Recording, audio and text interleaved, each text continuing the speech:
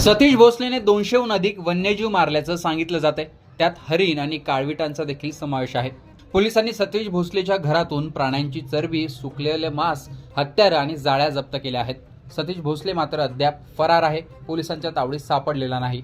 त्यात आता बिश्नोई गँगकडून सतीश भोसलेला धमकी देण्यात आली आहे। लॉरेन्स बिश्नोई नावाच्या एका फेसबुक अकाउंटवरून धमकी आली आहे। बिश्नोई नावाने एका अज्ञात व्यक्तीकडून हे फेसबुक अकाउंट तयार करण्यात आल्याची माहिती आहे। याच अकाउंटवरून खोक्याला धमकी देण्यात आली। या पोस्टमध्ये खोक्यावर लवकरात लवकर कारवाई व्हावी अशी मागणी करण्यात आली। मी त्याला शिक्षा देईलच, पण तुम्हीही बीड पोलीस त्याला आत टाका। हरिण आमचं दैवत आहे, त्यामुळे खोक्या माफीच्या लायकीचा नाही, लवकरच जेलमध्ये टाका असं धमकीत म्हटलंय। आता खरंच कोणी बिश्नोई यांच्या सदस्याने ही धमकी दिली आहे की कोणीतरी बिश्नोई नावाचा वापर केलाय ते अद्याप समोर आलेलं नाहीये। काळवीट हे बिश्नोई समाजात पवित्र मानलं जातं। देवासमान बिश्नोई समाज काळविटाला मानतो। सलमान खानने काळविटाची शिकार केल्यामुळे बिश्नोई गँगकडून सलमानला वारंवार धमक्याही दिल्या गेल्यात। आता सतीश भोसलेवरही हरिण, काळवीट मारल्याचा आरोप आहे। त्याचा संबंध बिश्नोई गँगशी या धमकीतून जोडला जातोय। हा प्रकार समोर आल्यानंतर त्याच्या मुसक्या आवळण्यासाठी वन विभागाकडून प्रयत्न सुरू झालेत। कारवाई करताना सतीश भोसलेच्या शिरूर येथील घराची आज वन विभागाने पोलिसांच्या मदतीने झाडाझडती घेतली।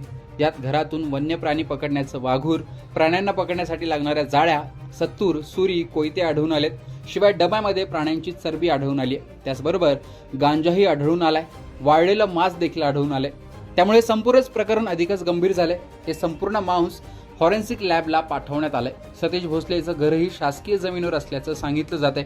त्यामुळे आता सतीश भोसले चांगलाच अडकणार असं दिसतंय। सतीश भोसलेच्या घरात चरबी आणि सुकवलेलं मांस आढळून आल्याने प्राण्यांची तस्करी केली जात असल्याचा देखील संशय व्यक्त केलाय।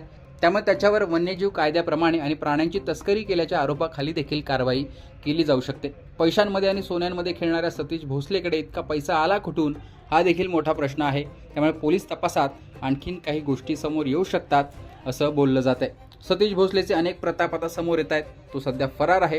त्याच्या विरोधात 22 ग्रामस्थ आक्रमक झालेत, गंभीर आरोप केले जात आहेत। सुरेश धस यांचा कार्यकर्ता असल्याने सुरेश धस यांच्याकडेही बोट दाखवलं जात आहे। त्याचेच पडसाद म्हणून उद्या शिरूर तालुका बंदची हाक देखील देण्यात आली आहे। आता याला राजकीय वळण मिळतं का?